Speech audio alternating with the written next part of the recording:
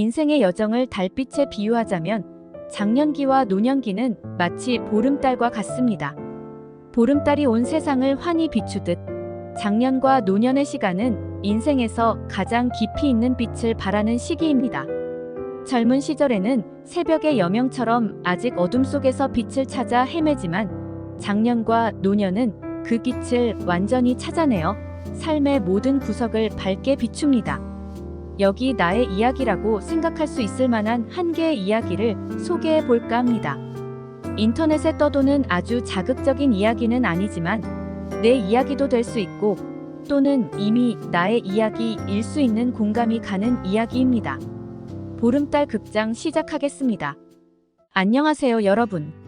오늘은 제가 여러분께 제 이야기를 들려드리고자 합니다. 제 이름은 김고숙입니다. 저는 오랫동안 아들을 홀로 키워온 엄마이자 이제는 한 가정의 시어머니로 살아가고 있는 사람입니다. 저에게는 아들 구영이 그리고 며느리 미나가 있습니다. 오늘 제가 나눌 이야기는 제가 며느리 미나와 함께 살면서 겪었던 갈등 그리고 그로 인해 제가 느낀 감정들에 대한 것입니다. 저는 아들 구영이를 혼자 키우면서 전통과 가정의 가치를 지키며 살아왔습니다.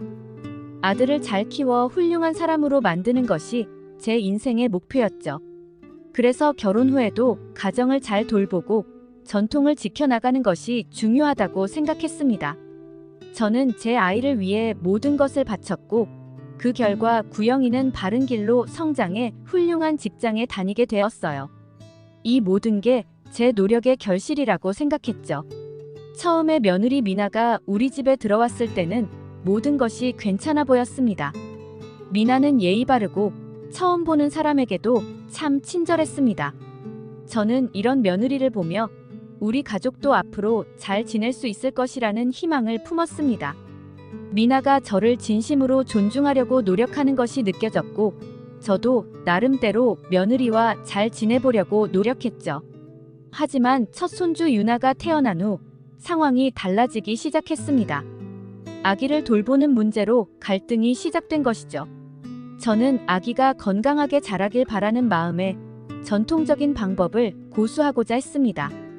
아기가 태어난 날부터 저는 유나에게 젖병을 주며 엄마가 다 알아서 할 테니까 너는 쉬어라라고 말했죠.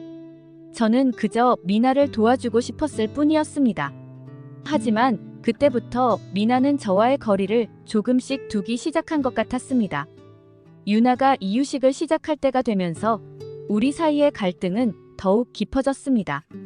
저는 된장국을 끓여 먹이는 것이 아기에게 가장 좋다고 믿었지만 미나는 요즘 방식대로 이유식을 준비하고 싶어 했죠. 그녀는 과일과 야채를 블렌더에 갈아 만든 이유식을 선호했고 그것이 아기에게 더 건강하다고 생각했습니다. 처음에는 그녀의 의견을 존중하려고 했지만 제 마음속에서는 저의 방식이 더 옳다고 확신했습니다.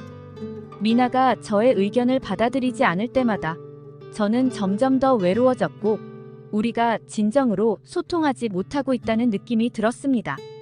그러던 어느 날 저는 미나 몰래 아기 방에 들어가 전통 한약을 먹였습니다. 유나가 건강해지길 바라는 마음에서였죠.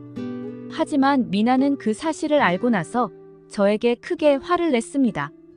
어머니, 왜 제 허락도 없이 아기에게 그런 걸 먹이세요?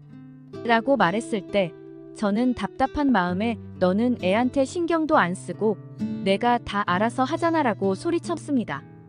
그 순간 저는 미나의 눈에서 어떤 감정을 읽었는데 그건 아마도 실망과 서운함이었을 겁니다. 그 모습을 보고 저는 비로소 우리가 정말 다른 길을 걷고 있다는 것을 깨달았어요. 그날 이후 저와 미나의 갈등은 점점 더 심해졌습니다. 저희는 서로 다른 세대의 가치관을 고집하며 타협할 수 없는 상황이 되었습니다. 미나는 자신만의 방식을 고수했고 저는 제가 옳다고 믿는 것을 굽힐 수 없었습니다.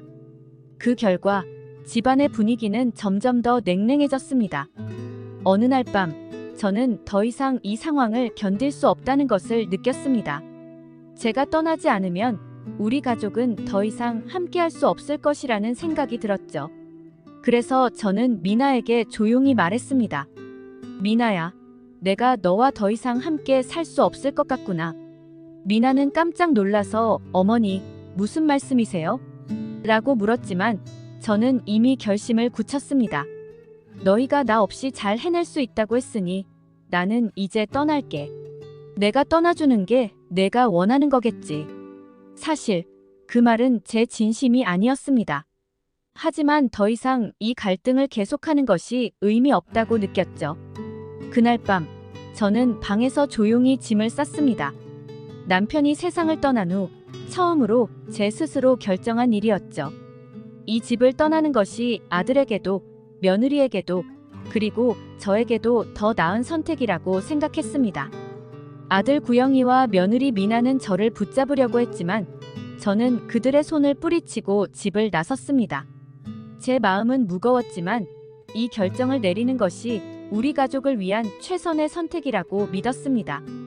그 이후 저는 연락을 끊고 홀로 지내기 시작했습니다. 사실 그동안 요양원을 알아보며 자녀들 모르게 들어갈 계획을 세우고 있었습니다. 왜냐하면 더 이상 그 집에 있어봤자 저도 며느리도 아들도 행복하지 않을 거라는 생각이 들었기 때문이죠. 그래서 어느 날 그들이 모르게 조용히 요양원으로 들어갔습니다. 요양원에서의 생활은 생각보다 나쁘지 않았습니다. 처음에는 적응하기 힘들었지만 오히려 마음이 편해지더군요. 이곳에서는 저 혼자만의 시간을 가지며 제 인생을 다시 돌아볼 수 있는 시간이 생겼습니다. 아들 구영과 며느리 미나에게 연락을 끊고 지내면서 저는 많은 생각을 하게 되었습니다. 내가 너무 고집스러웠나 아니면 며느리에게 너무 많은 걸 기대했나 하는 생각들이 끊임없이 맴돌았습니다. 그동안 저는 자신이 옳다고만 생각했고 그로 인해 다른 사람들의 마음을 헤아리지 못했다는 사실을 깨닫게 되었습니다.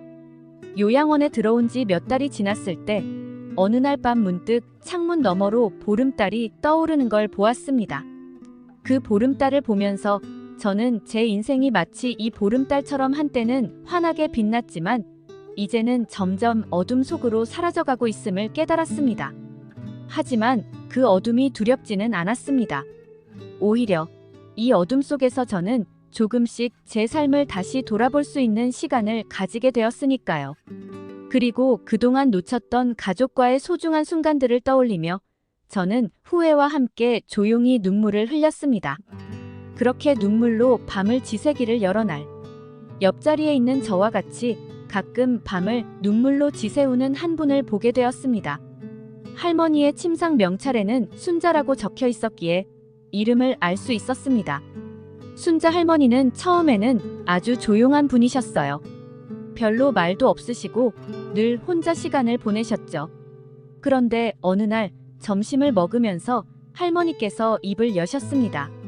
할머니는 깊은 한숨을 쉬시며 자신의 이야기를 털어놓기 시작했어요.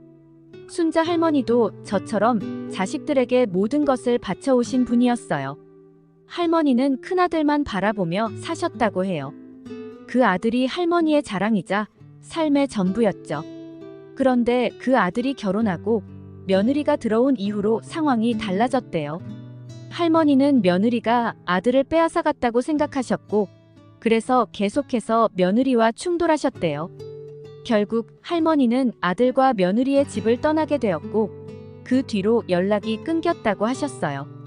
그러던 어느 날 요양원에 있던 순자 할머니가 자식들에게 연락을 받게 된 겁니다.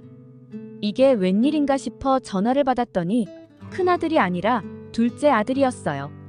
순자 할머니는 큰아들과의 관계가 끊어지고 난 후 둘째 아들과도 멀어졌다고 하셨죠.